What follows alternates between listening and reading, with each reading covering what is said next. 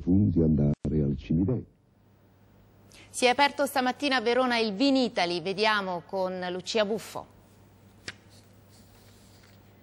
Intorno al mondo del vino, per 5 giorni Verona accoglie enologi, produttori ma anche appassionati ed operatori del settore per un giro d'affari in Italia che sfiora i 20 miliardi di euro, per quasi 1,5 milioni di occupati fra vigneti, cantine, distribuzione e indotto. Grandi numeri insomma al Vinitaly, che ospita oltre 4.000 espositori, un terzo dall'estero. Protagonista principale l'eccellenza del vigneto italiano.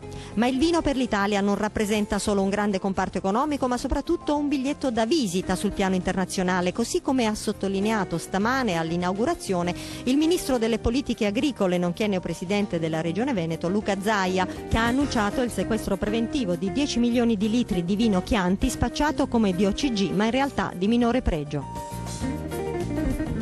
Un sequestro resosi necessario proprio per difendere l'identità del Made in Italy, troppe volte vittima di contraffazioni. Anche quest'anno il Vinitaly è importante sotto l'aspetto della comunicazione e sotto l'aspetto dei media. Quasi 3.000 giornalisti accreditati in rappresentanza di molti paesi del mondo. Noi reputiamo che il modello del vino anche in un momento di crisi sia un modello da esportare anche per gli altri settori dell'agroalimentare di questo Paese. Qualità, qualità, qualità, perché l'Italia ha una gamma di prodotti che possono essere abbinati e sposati in qualsiasi circostanza.